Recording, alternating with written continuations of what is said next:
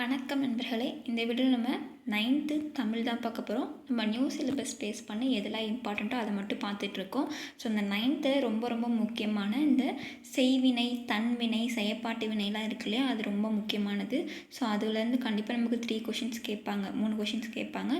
So அதில் அந்த lesson இந்த 9th தான் இருக்குது. அது இப்போ நம்ம பார்க்க போகிற இந்த வீடியோவில் தான் இருக்குது.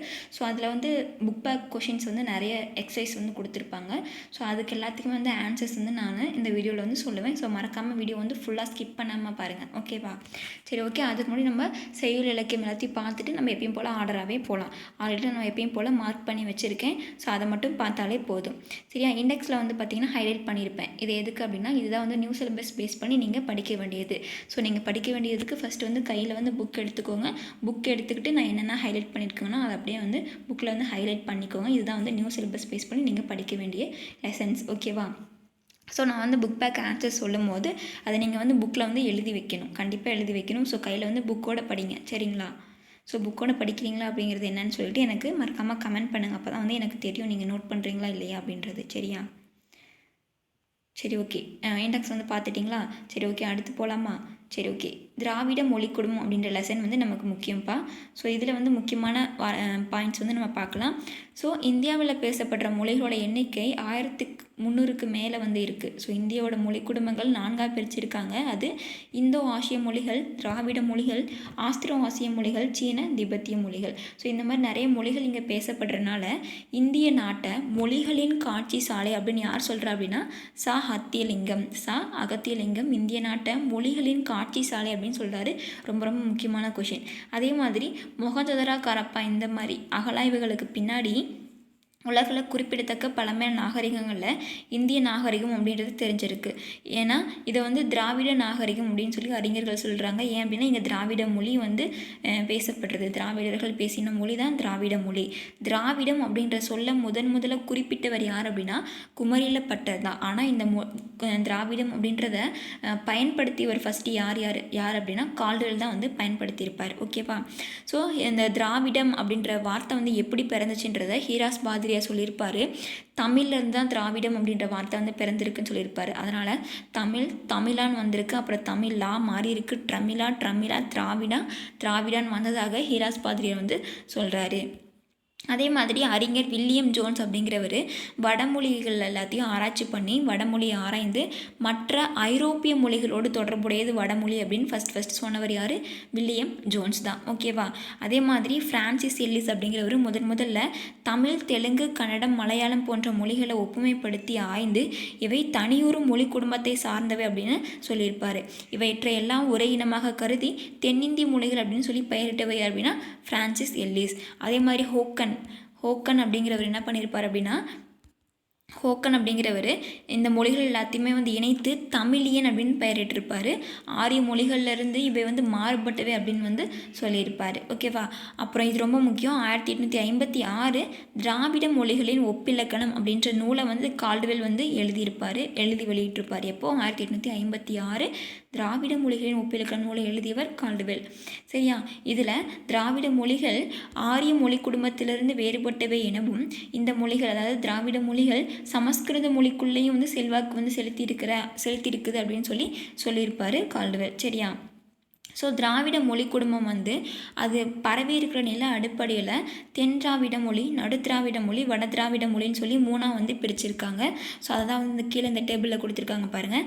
தென் திராவிட மொழிகள் என்ன அப்படின்னா தெற்கே உள்ள திராவிட நாடு தெற்கே இருக்கு இல்லையா, நம்ம இந்தியாவுக்கு தெற்கே தானே இருக்கும். ஸோ தமிழ், மலையாளம், கன்னடம், கொடகு, துளு, கோத்தா, தோடா, கொரஹா, இருளா, படஹா இதெல்லாமே தென் திராவிட மொழிகள். நடு திராவிடம்னா ஆந்திரா, தெலுங்கு நடு திராவிடம், மாற்றி போட்டக்கூடாது தென் திராவிடம்னு சொல்லி, சரியா? தெலுங்கு கூயி, கூவி, குவி, கோண்டா, கோலமி, நாய்க்கி, பெங்கோ, மண்டா, பர்ச்சி, கதபா, கோண்டி, கோயா. ஸோ வட திராவிடம் குரூக், மால்தோ, பிராகி. ஸோ நீங்கள் தென் திராவிடத்தையும் வட திராவிடத்தையும் நல்லா படிச்சுக்கோங்க. இதை நம்ம ஆப்ஷனில் எலிமினேட் பண்ணலாம், சரியா? ஏன்னா இது நமக்கு மேக்ஸிமம் தெரிஞ்சது தான் இருக்கும். தென் திராவிடத்தில், வட திராவிடத்தில் 3 தான் இருக்குது. ஸோ இது எல்லாத்துக்குமே சேர்த்து 24 இருக்கும். ஆனால் இப்போ ரீசெண்டாக எருகலா, தங்கா, குறும்பா, சோழிகா அப்படின்ற 4 மொழிகளை திராவிட மொழிகளோட சேர்த்துருக்காங்க. ஸோ இப்போ நம்ம இதுக்கு ஒரு ஷார்ட்கட் இந்த 4 மொழிக்கு மட்டும் எருகலா அப்படின்னா அண்ணன் அப்படின்னு அமைச்சுக்கோங்க. தங்கானா தங்கை, குறும்பானா தம்பி. ஸோ அண்ணன், தம்பி, தங்கை. சோழிக்கான அக்கா. ஸோ அண்ணன் தம்பி வந்துருச்சா. அண்ணனை வந்து எருமைன்னு கூப்பிட்றோம். தங்கை எப்படி வந்துருச்சு. குறும்பான தம்பி தான் குறும்ப பண்ணுவான். ஸோ எருமை. சோழிக்கான சொர்ணாக்கா. அக்கா தான் சொர்ணாக்கா. ஸோ அண்ணன் தம்பி தங்கச்சி தம்பி எல்லாமே வந்துட்டாங்களா. ஸோ இதை வச்சு ஞாபகம் வச்சுக்கோங்க. இதோட சேர்த்துனா மொத்தம் வந்து 28 திராவிட மொழிகள் வந்து இப்போ இருக்குது. ஸோ இது மட்டும் இல்லாமல் இது ரொம்ப முக்கியம்ப்பா. கால்டுவெல் வந்து தமிழ் வந்து வடமொழியின் மகள் என்று, அது தனி குடும்பத்திற்கு உரிய மொழி, சமஸ்கிருத கலப்பின்றி அது தனித்து இயங்கும் ஆற்றல் பெற்ற மொழி, தமிழுக்கும் இந்தியாவின் பிற மொழிகளுக்கும் தொடர்பு இருக்கலாம் அப்படின்னு சொன்னவர் யார் அப்படின்னா கால்டுவெல் வந்து சொல்லியிருப்பார். ஸோ இதை வந்து ஜஸ்ட் வந்து பார்த்துக்கோங்க. ஏன்னா அடிச்சொல் வந்து எப்படி இருக்குது, திராவிட மொழிகள் அதில் வந்து என்னன்னு சொல்லியிருக்காங்க அப்படின்னா ஓரளவு சிமிலராக இருக்கும். ஸோ அது என்னென்னு வந்து ஜஸ்ட் ரீட் பண்ணுங்கள். வீடியோ பாஸ் பண்ணி ரீட் பண்ணுங்கள். ஓகேவா. நான் ரீட் பண்ணுங்க அப்படின்னு சொல்கிறேன்னா அது வந்து உங்களுக்கு எங்கேயாச்சும் யூஸ் ஆகும். அதனால் கண்டிப்பாக ரீட் பண்ணிட்டு தான் போகணும். சரியா.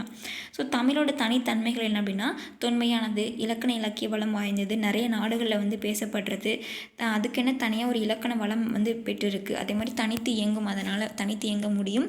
பிறமொழி தாக்கம் வந்து ரொம்ப கம்மியாக தான் இருக்குது. பிறமொழி தாக்கம் இருக்குது, ஆனால் கம்மியாக இருக்குது. திராவிட மொழிகள் சிலவற்றோட தாய்மொழியாக இருக்குது. இப்போ வந்து தெலுங்கு, கன்னடம், மலையாளத்துக்கெலாம் தாய்மொழி எதுன்னு கேட்டால் தமிழ் தான். இங்கேருந்து தான் பிறந்து போயிருப்பாங்க. ஸோ ஒரே பொருளை குறிக்கும் பல சொற்கள் வந்து இருக்குது. தொன்மையான கல்வெட்டுகளில் வந்து பெரும்பாலானவை தமிழில் தான் எழுதப்பட்டு இருக்குன்னு சொல்கிறாங்க. அதே மாதிரி இதை வந்து காலத்துக்கு ஏற்ப தனி வந்து புதுப்பித்துக்கொள்ளும். இப்போ வந்து புதிய டெக்னாலஜி இருக்கிற வார்த்தைகள்லாம் வருது. இப்போது வாட்ஸ்அப்பே வருது. வாட்ஸ்அப்புக்கு பதிலாக நம்ம புலனம் அப்படின்ற வார்த்தையை வந்து யூஸ் பண்ணுறோம் இல்லையா. ஸோ இந்த மாதிரி புதுசாக டெக்னாலஜி உருவாக்கும் போது அதுக்கு தகுந்த மாதிரி தமிழ் சொற்களையும் வந்து நம்ம புதுப்பித்துக்கொள்கிறோம் இல்லையா. ஸோ இதுதான் வந்து தமிழை வந்து காலத்துக்கு ஏற்ப புதுப்பித்துக்கொள்கிறது. ஸோ சில திராவிட மொழிகளில் பழமையான இலக்கிய இலக்கண நூல்கள் பாருங்கள். தமிழ் வந்து சங்க இலக்கியத்தப்போ தான் தோன்றுச்சு இல்லையா. தமிழ் இலக்கணம் இலக்கியங்கள் எல்லாமே காலம் வந்து 5ஆம் நூற்றாண்டுலேருந்து 2ஆம் நூற்றாண்டு வரைக்கும். இலக்கண நூல் வந்து தொல்காப்பியம். அது இலக்கண நூல் தொல்காப்பியம் காலம் வந்து கிமு 3ஆம் நூற்றாண்டு அப்படின்னு சொல்கிறாங்க. சான்று வந்து தமிழ் இலக்கிய வரலாறு மூவா எழுதினா தமிழ் இலக்கிய வரலாறுல வந்து சொல்லியிருக்காங்க. அதுமாதிரி கன்னடத்தோட இலக்கியம் வந்து சங்க இலக்கியம். கன்னடத்துக்கு இலக்கியம் வந்து கவிராஜ மார்க்கம். இலக்கண நூல் வந்து கவிராஜ மார்க்கம் தான். தெலுங்குக்கு இலக்கிய நூல் வந்து பாரதம். இலக்கண நூல் வந்து ஆந்திர பாஷா பூஷணம். மலையாளத்துக்கு ராமசரிதம். இலக்கிய நூல் இலக்கணம் வந்து லீலா திலகம். ஓகேவா. ஸோ இந்த பாக்ஸை வந்து பார்த்துக்கோங்க. தமிழில் வந்து மரம் சொல்கிறோம், மலையாளம்லேயும் மரம் தான் சொல்கிறாங்க. தெலுங்கில் வந்து மானும் சொல்கிறாங்க, கன்னடத்தில் மரம் சொல்கிறாங்க, துளுவில் மர சொல்கிறாங்க, குறுக்குலேயும் மர சொல்கிறாங்க. ஸோ இது என்ன ஒவ்வொருத்துக்குமே வந்து வார்த்தைகள் வந்து மாறுபடுது. அது என்னென்னு பாருங்கள். சரியா. ஸோ அதே மாதிரி மொரீஷியஸ்லேயும் இலங்கையிலையும் பணத்தாள்களில் தமிழ் மொழி வந்து இடம்பெற்றிருக்கு அப்படின்னு சொல்கிறாங்க. சரியா.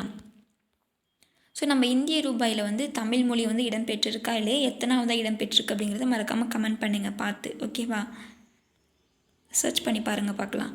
ஸோ இலக்கண குறிப்பு பாருங்கள். எத்தனை விட்டுங்கிறது அடுக்கு தொடர், ஏந்திங்கிறது வினையச்சம், காலமும் அப்படிங்கிறது முற்றுமை. சரியா. ஸோ இதெல்லாம் நம்ம சிலபஸில் கிடையாது. ஸோ அதெல்லாம் வந்து நம்ம ஒமிட் பண்ணிடலாம். ஸோ சொல்லும் பொருள் மூன்றினம் என்னென்னா துறை, தாளிசை, விருத்தம் தான் மூன்றிலம் சொல்லுவாங்க. சிந்தாமணி அப்படின்னா சிதறாத மணி, இல்லைன்னா சீவக சிந்தாமணி அப்படின்னு சொல்லுவாங்க. சிந்து அப்படின்னா என்னென்னா ஒரு வகை இசைப்பாடல். கன்னி அப்படிங்கிறது என்ன அப்படின்னா 2 அடிகள் கொண்ட எதுகையால் தொடுக்கப்படுற செய்யுள் வகை தான் கன்னி அப்படின்னு சொல்லுவாங்க. ஸோ எந்த இன்னு எந்த நீ போட்டிருக்காங்க பாருங்கள். 3 சுழியின் டன்னகரம். சரியா. ஸோ அதை நோட் பண்ணிக்கோங்க. முத்திக்கனி அப்படின்னா உருவகம். தெல்லமுது அப்படின்னா பண்புத்தொகை. குற்றமில்லா ஈறுகட்டை திருமறை பெயரச்சம். நான் அப்படிங்கிறது ஓரெழுத்து ஒரு மொழி. செவிகள் உணவான அப்படின்னா செவிகளுக்கு உணவான. ஸோ 4ஆம் வேற்றுமை தொகை. சிந்தா அப்படிங்கிறது ஈறுகட்ட எதிர்மறை பெயரச்சம். ஸோ அடுத்து இது ரொம்ப முக்கியம்ப்பா, இதை பார்த்துக்கோங்க. இது ரொம்ப ரொம்ப ரொம்ப முக்கியம். சாஃப்ட்வேர் அப்படின்னா மென்பொருள். ப்ரௌசர் அப்படின்னா உளவி. கிராப்னா செதுக்கி. கர்சர் ஏவி அல்லது சுட்டி. சைபர் ஸ்பேஸ் இணையவெளி. சர்வர் வையக விரிவு வலை வழங்கி. ஃபோல்டர்னா உரை. லேப்டாப் அப்படின்னா மடிக்கணினி. ஓகேவா. நெக்ஸ்ட்டு இந்த லெசனில் அவ்வளோதான்ப்பா. நம்ம அடுத்து வந்து இது உங்களுக்கு எல்லாத்துக்குமே தெரியும்னு நினைக்கிறேன். தமிழ் எண்கள் அது ஷார்ட்கட் கூட. கடலை உருண்டையை இங்கனம் சமைத்து ருசித்து சாப்பிட்டேன் என்று அவன் கூறினான். கா 1க்கு வந்து கா, 0க்கு வந்து 0 போடுவான். ஸோ இந்த 10க்கு வந்து இன்னொரு வார்த்தைங்க கொடுத்துருக்காங்க பாருங்கள், மென்ஷன் பண்ணியிருக்காங்க பாருங்கள். இப்படி போட்டாலும் 10 தான் அர்த்தமா. ஸோ இதை வந்து நோட் பண்ணிக்கோங்க. சரியா. ஸோ அடுத்து தொடர் இலக்கணம். தொடர் இலக்கணம் அப்படின்னா ஃபஸ்ட்டு வந்து தொடர் அப்படின்னா என்ன இருக்கணும். தொடர்னா ஃபஸ்ட்டு வந்து எழுவாய் இருக்கணும், செய்யப்படு பொருள் பயனிலை இருந்தால் இது வந்து தொடரோட வரிசை. இல்லை அப்படின்னா எழுவாயும் பயனிலை மட்டும் இருக்கலாம். ஸோ இங்கே பாருங்கள், எட்வர்ட் வந்தான் அப்படிங்கிறது எட்வர்ட் வந்து எழுவாய், வந்தான் அப்படிங்கிறது பயனிலை. ஓகேவா? ஸோ கனகாம்பரம் பூத்தது அதே மாதிரி தான், கனகாம்பரம் எழுவாய், பூத்தது பயனிலை. இதுவே மீனா கனகாம்பரத்தை சூடினால் இருக்கா, இந்த சென்டென்ஸில் மீனாங்கிறது எழுவாய், கனகாம்பரங்கிறது செய்யப்படு பொருள், சூடினால் அப்படிங்கிறது பயனில்லை. ஓகேவா? ஸோ இந்த மாதிரி ஒரு தொடர் வந்து இருக்கிறது தான். ஸோ இதெல்லாம் நமக்கு வந்து தேவை கிடையாது பெருசாக. ஸோ எது எழுவாய், எது செய்யப்படு பொருள், பயனில்லை அப்படிங்கிறத தெரிஞ்சுக்கோங்க. ஓகேவா? ஸோ அது மட்டும் இல்லாமல் இப்போது வரப்போகிறது தான் ரொம்ப ரொம்ப முக்கியம். எக்ஸாம் பாயிண்ட் ஆஃப்ல அடிக்கடி கேட்குறது, பந்து உருண்டது அப்படிங்கிறது தன்வினை, உருட்ட வைத்தான், பந்தை உருட்ட வைத்தான் அப்படின்னா பிறவினை. இப்போது ஒரு வினையை வந்து நம்ம செஞ்சோம் அப்படின்னா அது தன்வினை. ஓகேவா? நம்ம வந்து செய்ய வச்சோம் அப்படின்னா பிறவினைகள். பிறவினைகள் மேக்ஸிமம் வந்து வி பி அப்படின்ற விகுதி வச்சு வரும். இல்லை அப்படின்னா செய், வை, பண்ணு அப்படின்ற துணை வினைகள் வச்சு வரும். இங்கே பாருங்கள், உருட்ட வைத்தான் அப்படின்ட்டு இருக்கா, ஸோ இது பிறவினை. வை வந்திருக்கா, ஸோ வைங்கிற விகுதி வந்து என்னென்னு இப்போ துணைவினை வந்தால் என்னது, பிறவினை. புரிஞ்சிச்சா? ஸோ தன்வினைனா நம்ம ஒரு வேலையை செய்கிறது. ஓகேவா? நான் சோறு உண்டேன், நான் பாடம் நடத்தினேன். இப்போது இந்த இடத்துல வந்து நான் ஒரு வேலையை செய்கிறேன். ஸோ அது வந்து தன்வினை. ஓகேவா? இப்போது அதுவே நீங்கள் இன்னொன்று புரிஞ்சுக்கணும், தன்வினைக்கும் செய்வினைக்கும் வந்து வித்தியாசம் இருக்குது. ஓகேவா? இப்போது தன்வினை அப்படின்னா நீங்கள் ஒரு வினையை செய்கிறனால அது உங்களுக்கு வந்து யூஸ்ஃபுல்லாக இருக்கும். செய்வினை அப்படின்னா நீங்கள் ஒரு வினையை செய்கிறனால அது வந்து மற்றவங்களுக்கு, இப்போ நான் பாடம் நடத்தினேன் அப்படிங்கிறது செய்வினையில் தான் வரும். ஏன் அப்படின்னா நான் பாடம் நடத்துறது மற்றவங்களுக்கு யூஸ். இப்போ வந்து நான் படித்தேன் அப்படின்னா அது எனக்கு யூஸ், அது தன்வினையில் வரும். டிஃப்ரென்ஸ் புரியுதா? ஸோ நான் செய்கிறது ஒரு மற்றவங்களுக்கு யூஸ் பண்ணிச்சுன்னா செய்வினை, நான் செய்கிறது எனக்கு மட்டும்தான் யூஸாக இருந்துச்சுன்னா அப்படின்னா தன்வினை. சரியா? பந்து உருண்டது வந்து அது உருண்டி போத நான் விளாண்டுருக்கேன், ஸோ அது எனக்கு மட்டும் தான் யூஸ், ஸோ தன்வினை. சரியா? அவன் திருந்தினா அவனுக்கு யூஸ், ஸோ தன்வினை. அவர்கள் நன்றாக படித்தனர், ஸோ அவங்க படித்தா அவங்களுக்கு யூஸ், ஸோ தன்வினை. ஓகேவா? பிறவினை அப்படின்னா அவனை திருந்த செய்தான், ஸோ அவன் வந்து ஒருத்தவங்கள திருந்த வைக்கிறான், திருந்த செய்தான். பாருங்கள், இல்லைன்னா இந்த கீவேர்ட் கூட வச்சுக்கலாம், விபி செய், வை, பண்ணு, இதெல்லாம் வந்துச்சுன்னா பிறவினை. ஸோ இங்கே என்ன வந்திருக்கு, செய் அப்படின்றது வந்திருக்கு. இங்கே படிக்க வைத்தார், பள்ளிக்கு புத்தகங்கள் வருவித்தார். ஓகேவா? ஸோ வி அப்படின்றது வந்திருக்கு, வி அப்படின்ற விகுதி வந்திருக்கு. ஸோ இந்த மாதிரி வந்துச்சுன்னா பிறவினை. டிஃப்ரென்ஸ் நல்லா புரிஞ்சுக்கோங்க. சரியா? ஸோ இப்போது அப்பா சொன்னார் அப்படிங்கிறது செய்வினை, அவர் சொல்கிறாரு. தோசை வைக்கப்பட்டது அப்படிங்கிறது செயற்பாட்டு வினை. ஓகேவா? செய்வினை தன்வினை பிறவினை மாதிரி செய்வினை செயற்பாட்டு வினை. செய்வினை அப்படின்னா அப்பா சொல்கிறாங்க இல்லையா, யார் சொன்னாங்கங்கிறதா இங்கே முக்கியம். ஸோ எழுவாய்க்கு வந்து முக்கியம் கொடுத்து பேசிச்சு அப்படின்னா செய்வினை தொடர். இதுவே தோசை வைக்கப்பட்டது, தோசை வந்து என்ன செஞ்சாங்க அப்படின்னா வச்சாங்க. ஸோ இதுதான் வந்து இங்கே முக்கியம் கொடுக்குறாங்க. ஸோ செய்யப்படும் பொருளுக்கு முக்கியத்துவம் கொடுத்து பேசப்பட்டுச்சு அப்படின்னா செயற்பாட்டு வினைத்தொடர். சரியா? தோசை வைக்கப்பட்டது, யாரால் வைக்கப்பட்டது இங்கே கொஷின் வரல, என்ன வைக்கப்பட்டது தான் கொஷினே. ஸோ தோசை தான் வச்சாங்க, தோசைங்கிறது செயற்பாட்டு பொருள். ஓகேவா? ஸோ அதனால் செயற்பாடு பொருளுக்கு முக்கியத்துவம் கொடுத்து பேசலாம், செயற்பாட்டு வினைத்தொடர். ஓகேவா?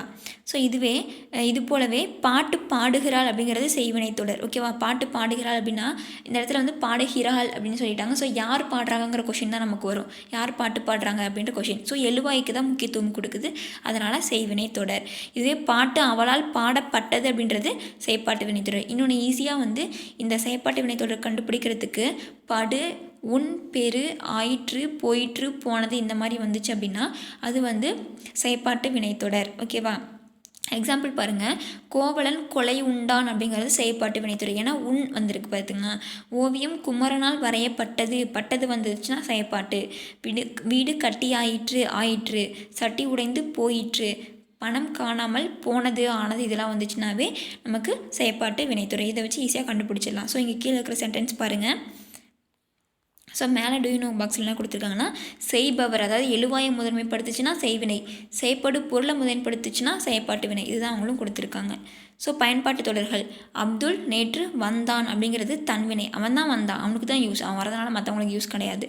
வருவித்தான் அப்படின்னா வி வந்திருக்கு, ஸோ பிறவினை தொடர், அவனை வந்து யாரோ வந்து வர வச்சுருக்காங்க, ஸோ பிறவினைத்தொடர். கவிதா உரை படித்தாள் அப்படிங்கிறது செய்வினைத்தொடர். ஓகேவா? ஸோ அவன் உரை படிக்கிறனால மற்றவங்க வந்து அதை கேட்குறாங்க இல்லையா, ஸோ மற்றவங்களுக்கு யூஸ் இருக்குது, ஸோ அவன் வந்து உரை படிக்கிறான்.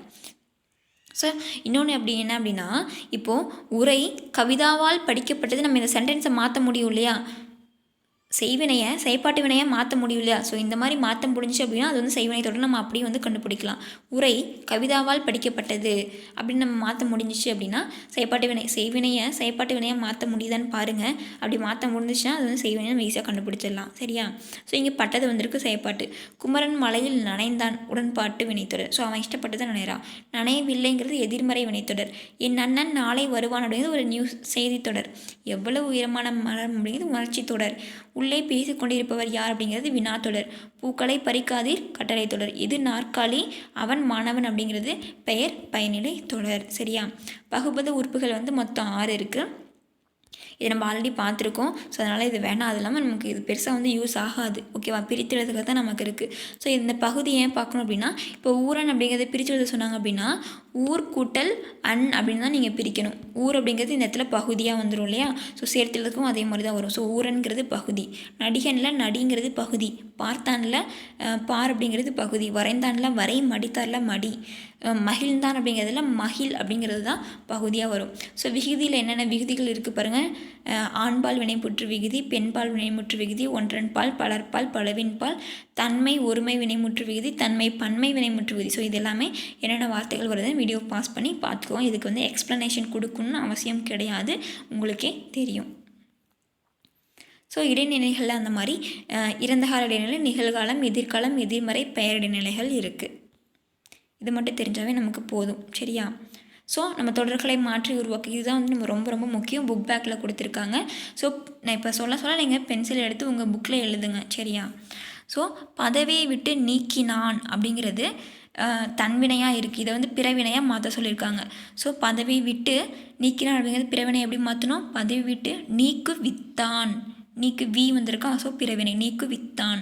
அடுத்து மொழியியல் அறிஞர்கள் திராவிட மொழிகளை ஆய்வு செய்தனர் அப்படிங்கிறத என்ன மாற்றணும்? பிறவினையாக மாற்றணுமா? செய்தனரை செய்வித்தனர் அப்படின்னு மாற்றணும். இங்கே நீக்கு வித்தான், இங்கே செய்வித்தனர் அப்படின்னு மாற்றணும். உண்ணப்படும் தமிழ் தேனே அப்படிங்கிறத செய்வினை தொடராக மாற்றணும்னு சொல்லியிருக்காங்க.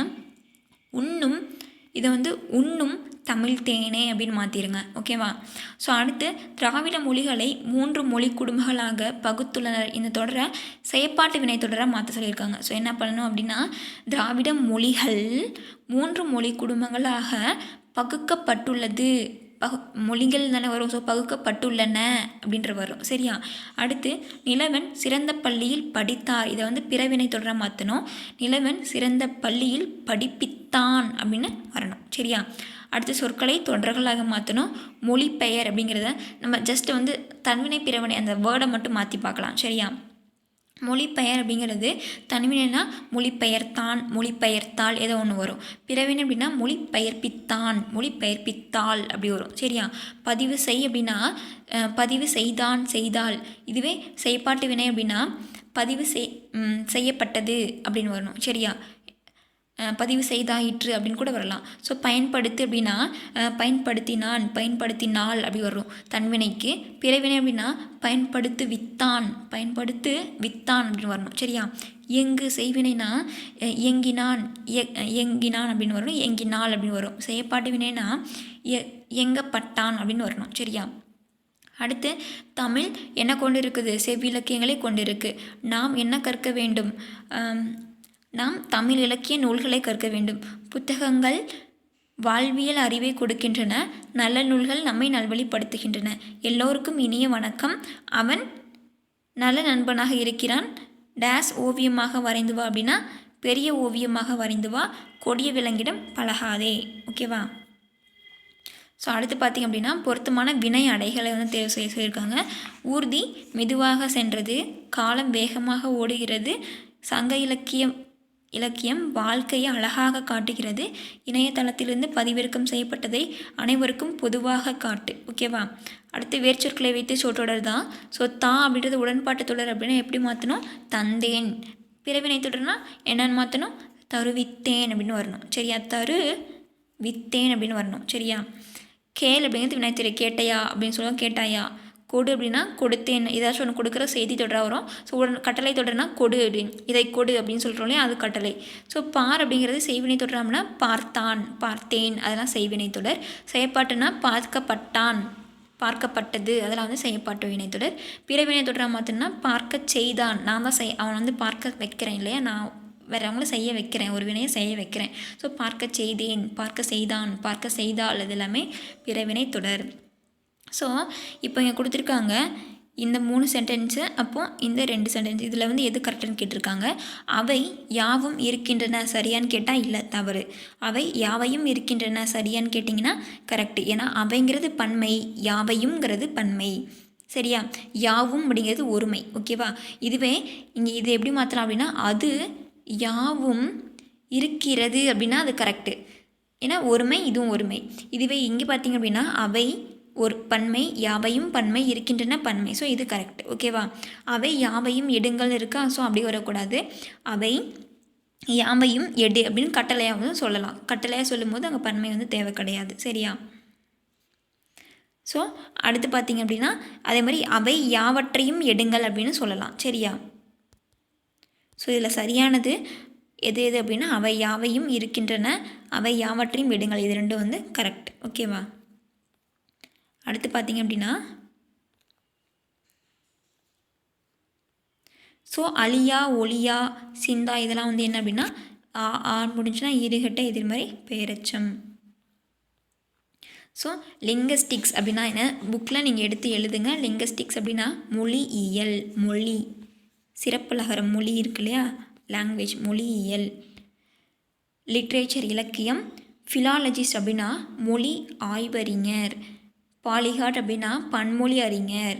ஃபோனோலஜிஸ்ட் அப்படின்னா ஒலியியல், இந்த ஒலியியல் ஆய்வறிஞர். ஃபோனட்டிக்ஸ் அப்படின்னா ஒலியியல், இந்த ஒலியியல். ஓகேவா, ஸோ அடுத்து இதெல்லாம் நமக்கு தேவையில்லப்பா. அடுத்து பாருங்கள், தொடரை பழமொழி கொண்டு நிறைவு செய்க. பழமொழி நமக்கு இருக்குது. இளமையில் கல்வி, முதுமையில் இன்பம். இப்போ படிச்சிங்கன்னா சின்ன வயசில் படித்தோம்னா வயசான பிறகு ஜாலியாக இருக்கலாம். அதுதான் இளமையில் கல்வி, முதுமையில் இன்பம். சித்திரமும் கைப்பழக்கம், செந்தமிழும் நாப்பழக்கம். கல்லாடம் படித்தவரோடு சொல்லாடாதே. கல்லாடம் படித்தவரோடு சொல்லாடாதே, சொல்லாடாதே, பேசக்கூடாதுன்னு சொல்கிறாங்க. நல்லா படித்தவங்கிட்ட வாய் வச்சுக்காத. கற்றோருக்கு சென்ற இடமெல்லாம் சிறப்பு. அடுத்து அகராதியில் வந்து பார்க்க சொல்லியிருக்காங்க. ஸோ இது ஒவ்வொன்றா சொல்கிறேன், எழுதிக்கோங்க. நயவாமை அப்படின்னா விரும்பாமை, விருப்பமில்லாமை. கிளத்தல் அப்படின்னா எழுப்புதல், கிளம்பி போக சொல்கிறேன், எழுப்புறது. ஓகேவா, இல்லைனா பேசுறது. கேள்பு அப்படின்னா நன்மை. செம்மல் அப்படின்னா அரசன், தலைமகன், புதல்வன், இதெல்லாமே செம்மல். புரிசை அப்படின்னா மதில். ஓகேவா, ஸோ வந்து இதை பாருங்கள், இது நீங்களே ட்ரை பண்ணுங்கள். ஓடினேன் தன்வினை, ஓட்டினேன் அப்படிங்கிறது பிறவினை. ஓகேவா, அதே மாதிரி வரை அப்படிங்கிறது வரைந்தேன் தன்வினை, வரைவித்தேன் பிறவினை. கவிதையில் நனைந்தேன் அப்படிங்கிறது தன்வினை, நனைவித்தேன் பிறவினை. இலை அசைந்தது, அசைத்தேன். மலையில்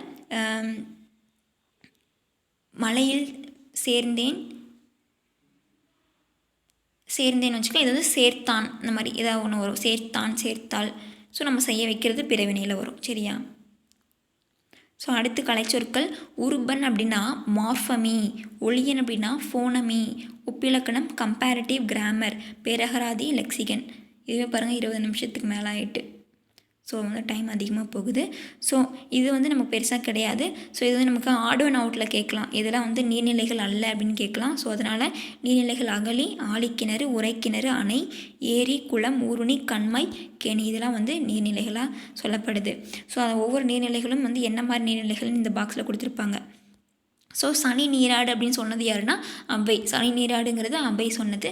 ஏன்னா அவ்வையாக நம்ம சிலபஸில் இருக்கிற, ஸோ அதனால் அதை மட்டும் பார்த்துக்கோங்க. ஸோ தமிழகத்தில் நீர்நிலைகளுக்கும் வெவ்வேறு பெயர்கள் வந்து இருக்குது. ஸோ அது என்னென்ன பெயர்கள்ங்கிறது வீடியோ பாஸ் பண்ணி படிச்சுட்டு அப்புறம் மற்றதை பாருங்கள். சரிங்களா, சரியா, ஓகே.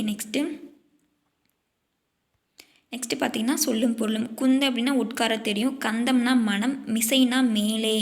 மீ மாவருது, மீ மாவரிசை. மிசை மேல். விசனம்னா கவலை. வெந்து வெம்பி எய்தினா வினையச்சம். மூடுபனி வினைத்தொகை. ஆடுங்கிளை அப்படின்னா பெயரச்ச தொடர். அடுத்து இது பாருங்கள். மானா வண்டு, மதுனா தேன், வாவினா பொய்கை. வளர் முதல் அப்படின்னா இதில் நமக்கு தேவையில்லப்பா. தரளம் அப்படின்னா முத்து, அது தெரிஞ்சுக்கோங்க. தரளம்னா முத்து, பணிலம்னா சங்கு, வரம்புனா வரப்பு, கலை அப்படின்னா எந்த லை பார்த்துக்கோங்க, ரொம்ப ரொம்ப முக்கியம். நமக்கு லகர லகர வேறுபாடு வந்து நம்ம சிலபஸில் இருக்கு இல்லையா, ஸோ அங்கே வந்து கேட்கறதுக்கு வாய்ப்புகள் அதிகம். ஸோ அதை தெரிஞ்சுக்கோங்க, ஓகேவா. கலை அப்படின்னா கரும்பு, காணா சோலை, குலை எந்த லைன் பாருங்கள், இந்த குலை வந்துச்சுன்னா சிறு கிளை, ஓகேவா. மாடு அப்படின்னா பக்கம். ஸோ இங்கே பாருங்கள் கன்னி எந்த இன்னும் வந்திருக்காங்க பாருங்கள், கன்னினா இளமை, இந்த இளமை யங் அப்படின்றல அந்த இளமை. ஸோ நம்ம முன்னாடி பார்த்தோம் கன்னி அப்படின்னா என்னென்னு பார்த்தோம், அடிகள், எதுகை வரிகள் கொண்ட அடிகள், ஓகேவா. இந்த லை பாருங்கள் வாழைனா வாழை மீன், ஓகேவா. இதுவே இந்த வாழை சிறப்பு லகரம் வாழை அப்படின்னா வாழை மரம், வாழைப்பழம். இந்த வாழை அப்படின்னா இளம் பெண்ணை வந்து குறிக்கும். இந்த வாழைனா வாழை மீன் பார்த்தாச்சு. ஸோ வேரி அப்படின்னா தேன், பகடுனா எருமை கடா, சிமயம் அப்படின்னா மலையுச்சி. நான் சொல்கிறது மட்டும் தான் இம்பார்ட்டண்ட், ஓகேவா. நாளிகேரம் தென்னை, கோழினா அரச மரம், சாலம்னா ஆச்ச மரம். நீங்கள் எல்லாமே படிக்கணும்னு நினச்சிங்கன்னா வீடியோ பாஸ் பண்ணி படிங்க, ஓகேவா. தமாலம் பச்சிலை மரம், காஞ்சி ஆற்று பூவரசு. அடுத்து பார்த்திங்க அப்படின்னா இலக்கண குறிப்பு, கருங்குவளை செந்நெல் பண்பு தொகைகள், விரிமலர் வினைத்தொகை, தடவரை அப்படின்னா உரிச்சொல் தொடர். தடவரைனா என்ன, உரிச்சொல் தொடர். அடுத்து யாக்கைனா உடம்பு, புணரியோர்னா தந்தவர், புன்புலம் புள்ளிய நிலம், தாட்கு அப்படின்னா என்ன முயற்சி இல்லைன்னா ஆளுமை, தாள் அப்படின்னாலும் முயற்சி தான், தாட்குனாலும் முயற்சி தான், ஓகேவா. ஸோ பாருங்கள் இலக்கண குறிப்பு, ஈறுகட்டை எதிர்மறை பெயரெச்சம் பாருங்கள், அமையா அப்படின்னா ஈறுகட்டை எதிர்மறை பெயரெச்சம். பண்பு தொகைகள் என்னென்னா மூதூர், நல்லிசை, புன்புலம், இதெல்லாம் வந்து பண்பு தொகை. நிறுத்தல் அப்படிங்கிறது தொழிற்பெயர். நீரும் நிலமும் உடம்பும் உயிரும், இதெல்லாம் வந்து எண்ணுமை. அடுப்போர் அப்படிங்கிறது வினைத்தொகை. கொடுத்தோர் அப்படிங்கிறது வினையாளையும் பெயர். ஸோ சிறு பஞ்சமூலம் நம்ம சிலபஸில் இருக்குது, ஸோ இந்த பாடல் வந்து படிச்சுக்கலாம். குளம் தொட்டு கோடு பதித்து வழி சீத்து, உளம் தொட்டு உழுவயலாக்கி வளம் தொட்டு பாகுபடும் கிணற்றோடு என்று இவ்வையும் பார்ப்படுத்தான் ஏகும் சொர்க்கத்து இனிது அப்படின்றது சிறுபஞ்ச மூலம் பாடல், சரியா. அடுத்து பார்த்திங்கன்னா துணை வினைகள்ப்பா. துணை வினைகள் நம்ம சிலபஸில் கிடையாது, ஸோ வந்து நமக்கு தேவையில்லை. ஜஸ்ட் வந்து 40 துணை வினைகள் இருக்குதுன்னு தெரிஞ்சுக்கோங்க. அது மட்டும் இல்லாமல் இதை வந்து நம்ம எப்படி யூஸ் பண்ணிக்கலாம், இந்த சென்டென்ஸ் வந்து நம்ம எப்படி கேட்கலாம் அப்படின்னா, நமக்கு வந்து மெய்யெழுத்து வந்து போடுங்க அந்த மாதிரி கேட்கலாம் இல்லையா. ஸோ நான் மதுரைக்கு இப்போ வரணும், போயிருக்கிறேன், அந்த மாதிரி இந்த சென்டென்ஸ் எல்லாத்தையும் நீங்கள் ஒரு டைம் ரீட் பண்ணிக்கோங்க, வீடியோ பாஸ் பண்ணி ரீட் பண்ணுங்கள். ஏன்னா நிறைய சென்டென்ஸ் இருக்குது. துணை வினைனா தெரிஞ்சுக்கணும் அப்படின்னா பெருசாக ஒன்றும் இல்லை. இப்போது வந்து பாருங்கள் துணை வினை அப்படின்னா பாருங்கள் போயிருக்கிறேன், போ அப்படிங்கிறது முதல் வினை மெயினாக இருக்கிறது, ஓகேவா. இரு அப்படிங்கிறது துணை வினை, போ இருக்கிறேன், ஸோ போ இருக்கிறேன், ஸோ போகிறது இரு வருது. இரு அப்படின்னா இந்த இடத்துல புத்தக மேசையில் இருக்கிறது அப்படின்றத அங்கே இருக்கிறது அங்கே வந்து இருக்குது அப்படின்றது அங்கே வந்து மெயின் விதையாக வந்திருக்கு. ஆனால் இங்கே பார்த்திங்கன்னா துணை வினையாக வந்திருக்கு. ஏன்னா போக்கு அப்புறம் தான் இரு வந்திருக்கு இல்லையா. ஸோ அதனால் அது துணை வினையாக வந்திருக்கு. ஸோ அதனால் முதல் வினையாக வருது, துணை வினையாகவும் வருது. ஸோ அதே மாதிரி இங்கே வை, ஸோ இரு, வை, கொள் இதெல்லாமே வந்து துணை வினைகளாக வரும் அப்படின்னு சொல்லியிருக்காங்க. இங்கே பாருங்கள், அவள் வானொலியில் பாட்டு வைத்தான் அப்படிங்கிறது இங்கே முதல் வினையாக வந்திருக்கு. அதுதான் மெயின் வெர்பே, அங்கே மெயின் வெர்பு. ஸோ இங்கே வந்து பார்த்திங்கன்னா அவர் ஒருவரை பாட வைத்தார். ஸோ இங்கே பாடுறதுங்கிறது தான் மெயின் வெர்பு, வைத்தார் அப்படிங்கிறது துணை வினையாக வருது, சரியா. ஸோ இந்த மாதிரி எல்லாத்துக்குமே வந்து கொடுத்துருக்காங்க. ஸோ நீங்கள் வந்து வீடியோ பாஸ் பண்ணி அதை வந்து ஜஸ்ட் வந்து ரீட் பண்ணி பாருங்கள், ஓகேவா. ஈஸியாக தான் இருக்கும். ஸோ தமிழ்லேயும் ஜப்பான் மொழியிலையும் மட்டும்தான் ஃபஸ்ட்டு வந்து முதல் வினை வரும், அதுக்கப்புறம் துணை வினை வருமா. இங்கிலீஷில் வந்து அப்படி வராதுன்னு சொல்கிறாங்க, சரியா. ஸோ மிசை அப்படின்னா என்னென்னு பார்த்தோம். மிசை அப்படின்றதுக்கு பொருள் என்ன அப்படிங்கிறத கமெண்ட் பண்ணுங்கள். சரி, கமெண்ட் பண்ண வேணாம் விடுங்க. மிசை அப்படின்றதுக்கு பொருள் வந்து மேலே, ஏன்னா அதுக்கு எதிர்ச்சொல் என்னென்னா கீழே. நீர்நிலைகளோட தொடர்பு இல்லாதது புலரி. நீரின்றி அமையாது யாக்கை, இது மட்டும் பொருந்தாது, மீதி எல்லாமே வந்து கரெக்டாக இருக்குது. நீரின்றி அமையாது உலகுன்னு சொன்னது திருவள்ளுவர், மாமலை போற்றதும் இளங்கோவடிகள். ஸோ கதிர் அலுவலகத்திலிருந்து விரைவாக வந்து விட்டான், அவன் பயன் பள்ளி இன்னும் வரவில்லை. மலல் அப்படின்னா வளம் அப்படின்றது பொருள், ஓகேவா. நெக்ஸ்ட்டு பிழை நீக்கி எழுதுக. நான் வந்து பிழை நீக்கி எழுதியிருக்கேன், இது வந்து நீங்கள் ஜஸ்ட் வந்து பார்த்துக்கோங்க. அதே மாதிரி பழமொழிகளை பயன்படுத்தி சொற்றொடர் அமைக்கன்னு கொடுத்துருக்காங்க. நம்ம பழமொழிகள் மட்டும் தெரிஞ்சுக்கிட்டால் போதும், சரியா. ஸோ இது பாஸ் பண்ணி நீங்கள் படித்து பாருங்கள். அடுத்து பார்த்திங்க அப்படின்னா அகராதியில் காண்க. இதுக்கு வந்து நான் சொல்கிறேன்ப்பா, எழுதிக்கோங்க, பென்சில் எடுத்துக்கோங்க. ஸோ கந்தி அப்படின்னா கந்தகம், கழுகு அப்படின்னு பொருள். கந்தினா வாசம்னு கூட பொருள். நெடில் அப்படின்னா நெடில் எழுத்து சொல்கிறோம் இல்லையா, அதுக்கும் நெடில் தான் பெயர். மூங்கில் இருக்கு இல்லையா, அதுக்கும் நெடில் தான் பெயர். பாலி அப்படின்னா ஆலமரம், எல்லை அப்படி ஆலமரம்னா பாலி. ஓகேவா. ஸோ மகி அப்படின்னா பசு. மகினா என்ன, பசு இல்லைன்னா பூமி, ரெண்டுக்குமே வந்து மகின் பொருள். கம்புல் அப்படின்னா சங்கு அப்படின்னு பொருள். கம்புல் அப்படின்னா சங்கு இல்லைன்னா வானம் பாடி அப்படின்னு பொருள். கைச்சாத்து அப்படின்னா கை எழுத்துன்னு பொருள். பொருள் பட்டி அப்படின்னு சொல்லுவாங்க. ஸோ கை எழுத்து மட்டும் எழுதிக்கோங்க, சரியா. அடுத்து குமிழிக்கல் அப்படின்னா, குமிழிக்கல்னால் என்ன, கோனிக்கல் ஸ்டோன். நீர் மேலாண்மை அப்படின்னா வாட்டர் மேனேஜ்மெண்ட். பாசன தொழில்நுட்பம்னா என்ன, இரிகேஷன் டெக்னாலஜி. ஓகேவா. பாசன தொழில்நுட்பம்னா இரிகேஷன் டெக்னாலஜி. வெப்பமண்டலம் டிராபிக்கல் ஜோன். ஓகேவா. ஸோ அழகின் சிரிப்பு எழுதியவர் பாரதிதாசன். ஸோ அடுத்து ஏறு தழுவுதல். இந்த லட்சம் நமக்கு தேவை கிடையாது, ஜஸ்ட் வந்து தெரிஞ்சுக்கோங்க. ஏன்னா நமக்கு யூனிட் 8 வந்து இதெல்லாம் படிப்போம் இல்லையா, தமிழர்களோட தொன்மை வந்து அதில் வரும். ஸோ அதனால் எழுந்தது துகள், ஏற்றனர் மார்பு, கவிழ்ந்தன மறுப்பு, கலங்கினர் பலர் அப்படிங்கிறது முல்லைக்களியில் சொல்லியிருப்பாங்க. களித்தொகையில் தான் முல்லைக்களி. ஓகேவா. ஸோ அந்த மாதிரி இந்த பாட்டிலுமே வந்து முல்லைக்களி தான். ஸோ ஏறுதழுவுதல் பற்றி வந்தாலே மேக்ஸிமம் கலித்தொகையில் தான் சொல்லியிருப்பாங்க. கலித்தொகை தவிர சிலப்பதிகாரத்துலேயும் புறப்பொருள் வெண்பாமாலையிலையும் எருகல் பற்றி இருக்குது அப்படின்னு சொல்கிறாங்க. அதே மாதிரி எருது கட்டி அப்படின்ற மாடு தழுவுதல் பற்றி கண்ணுடையம்மன் பல்லு வந்து பதிவு செய்துள்ளதுன்னு சொல்கிறாங்க. சேலம் மாவட்டத்தில் நடுக்கற்கள் வந்து பதித்திருக்கிறத சொல்கிறாங்க. எருது பொறுத்தார்கள், அதாவது மாடு தழுவி மரணமுற்றவன் பேரால் எருது பொறுத்தார்கள் வந்து இருக்குது அப்படின்னு சொல்கிறாங்க.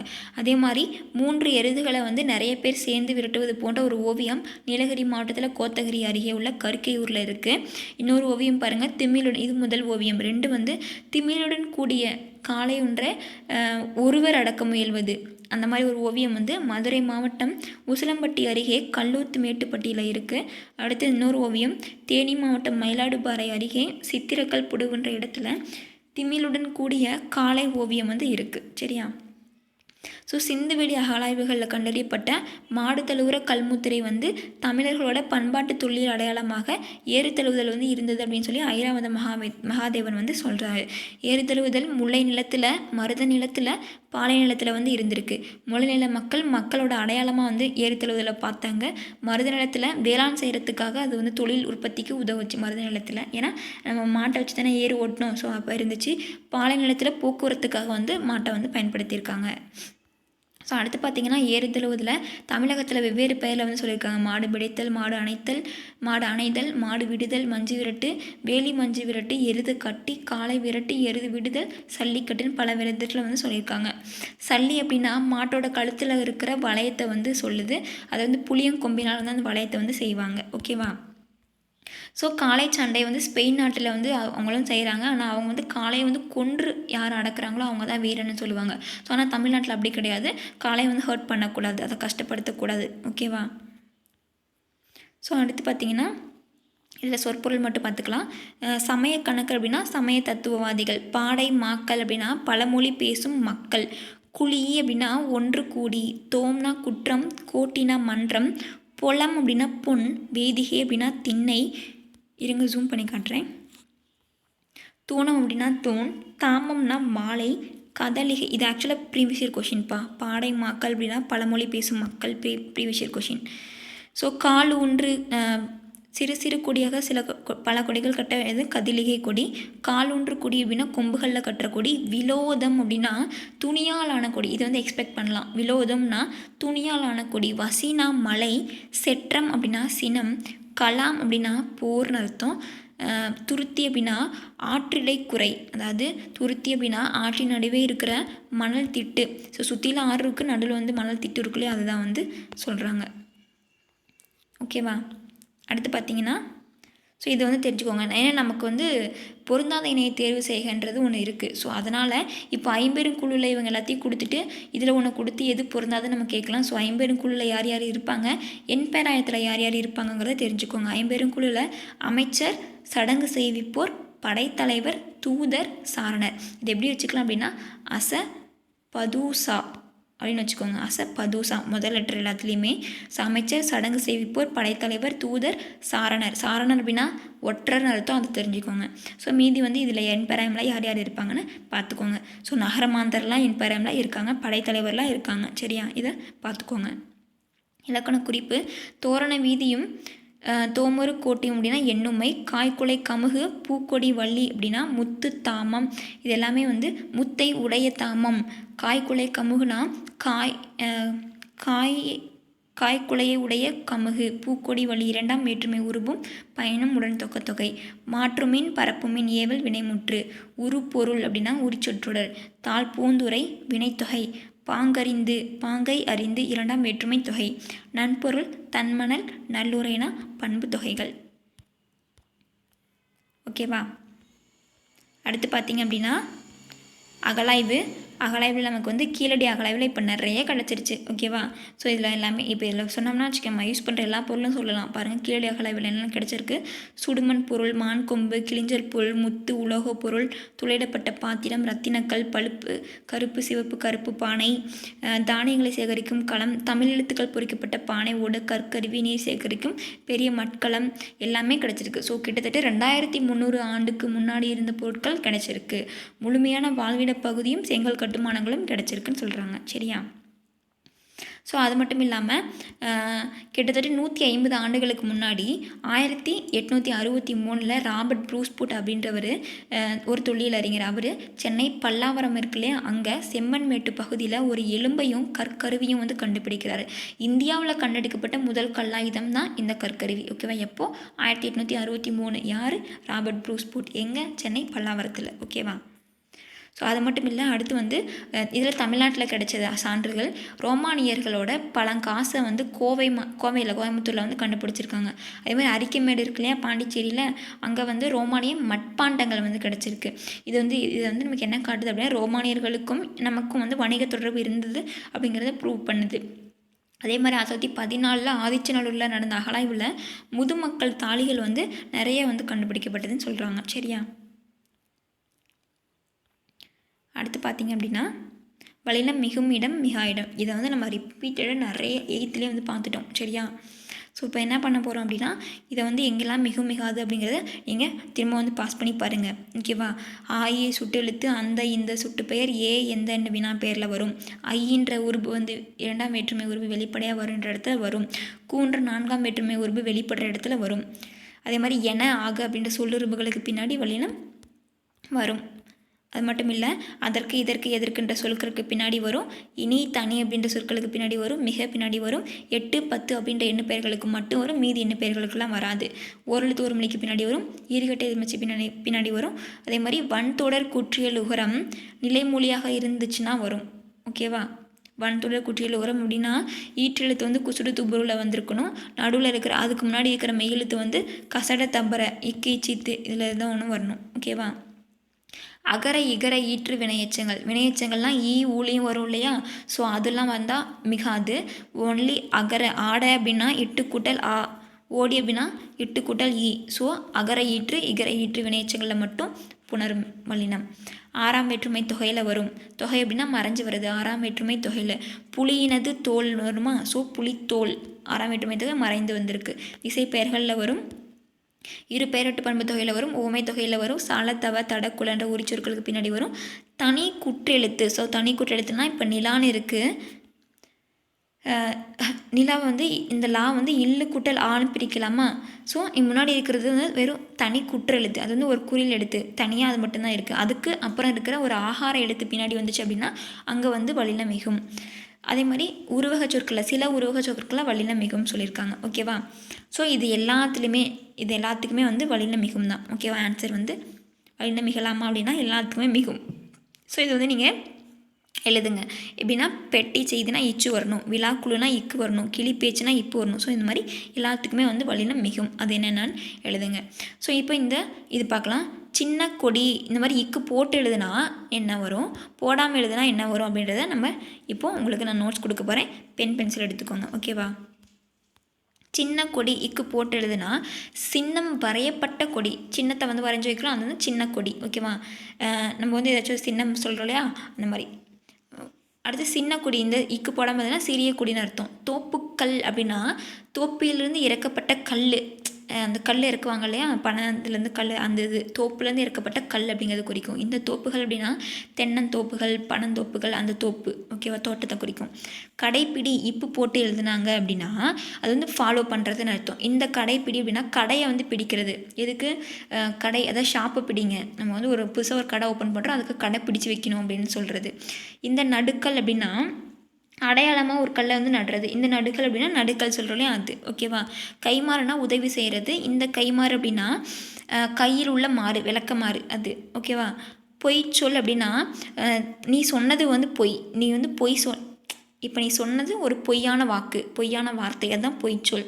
இந்த பொய் சொல் அப்படின்னா பொய்யை சொல், பொய் சொல்கிறது, அதுதான் வந்து பொய் சொல் ஓகேவா. ரெண்டுக்கும் டிஃப்ரெண்ட் வந்து நல்லா பார்த்துக்கோங்க.